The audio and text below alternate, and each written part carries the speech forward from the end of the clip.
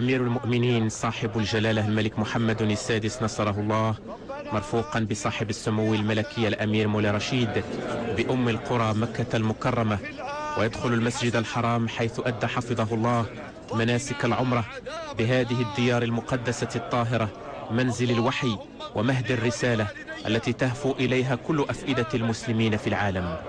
ورفعة وبرا وارحمهما يا رب البيت، وارحمهما يا رب البيت كما ربياني صغيرا واجعلنا يا فبسم الله والحمد لله والصلاة والسلام على رسول الله صلى الله عليه وسلم. يطوف أمير المؤمنين بالكعبة المشرفة بيت الله الطاهر 7 أشواط تقربا من الله عز وجل. فاللهم زد هذا البيت تشريفا وتعظيما وتكريما ومهابة، وزد من شرفه وكرمه ممن حجه واعتمره تشريفا وتكريما وتعظيما ومهابة وبرا. واللهم أنت السلام فحينا ربنا بالسلام. ولوالدينا وأنت يا رب البيت منتهى رجاءنا. سبحان الله والحمد لله والله أكبر. ربنا آتنا في الدنيا حسنة وفي الآخرة حسنة وقنا عذاب النار. في هذه الليلة المباركة التي يظللها الإيمان والصلاح والأمان، معاني عميقة لهذه الشعيرة الربانية وما تحمله من رموز التضحية والفداء والإخلاص لله تعالى وتبارك.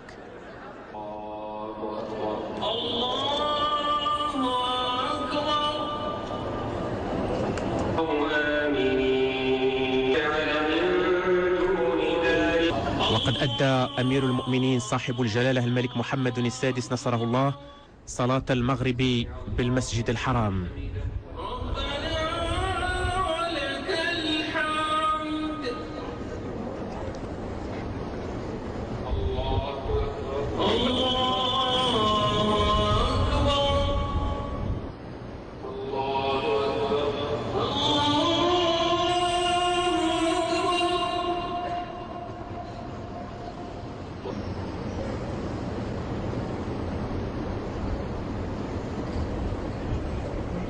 السلام عليكم ورحمة الله. السلام عليكم ورحمة الله. وليستكمل أمير المؤمنين حفظه الله طواف الكعبة المشرفة بيت الله الطاهر.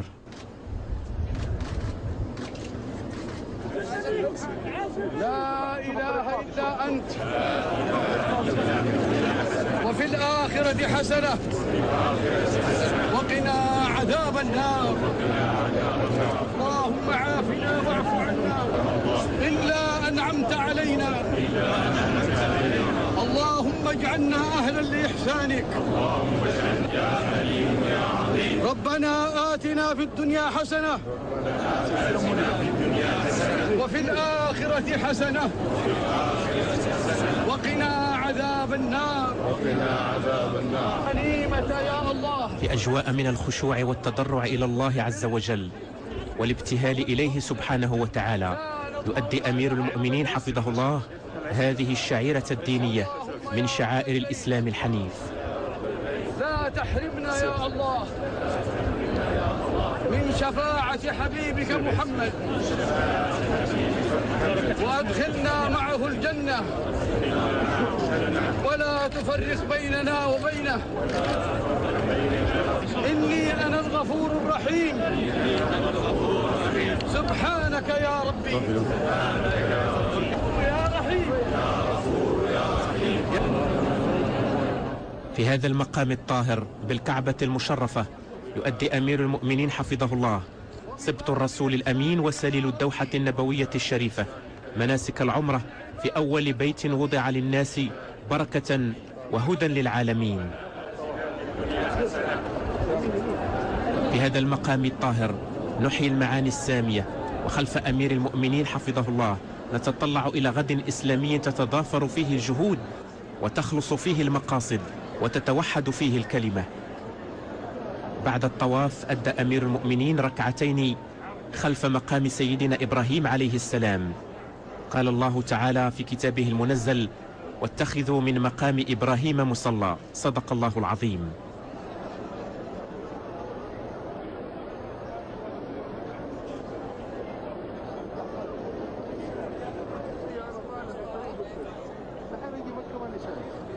وإثر ذلك شرب أمير المؤمنين نصره الله من ماء زمزم الطاهر، حيث قال رسول الله صلى الله عليه وسلم: ماء زمزم لما شرب له.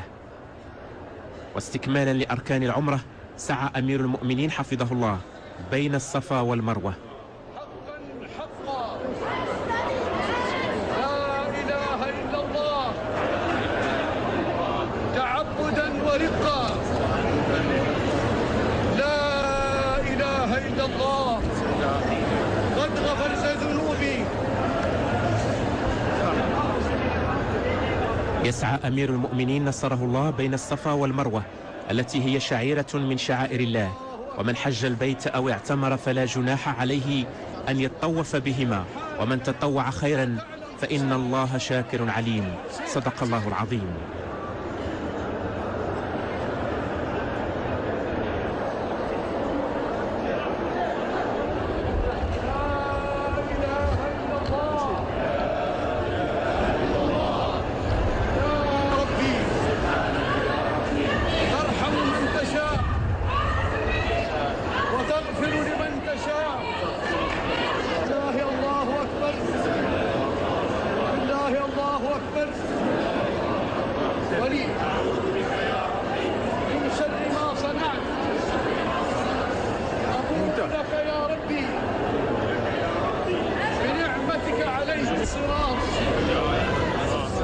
ونصيبا إلى الجنة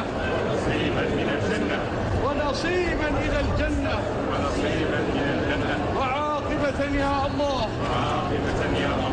إلى الخير كله. إلهي وربي. أمير المؤمنين صاحب الجلالة الملك محمد السادس نصره الله في سعيه بين الصفا والمروة 7 أشواط تبدأ أولها بالصفا وتنتهي آخرها بالمروة، ويتم ترديد الأذكار ورفع الدعوات إلى الله عز وجل وقراءة ما تيسر من القرآن الكريم.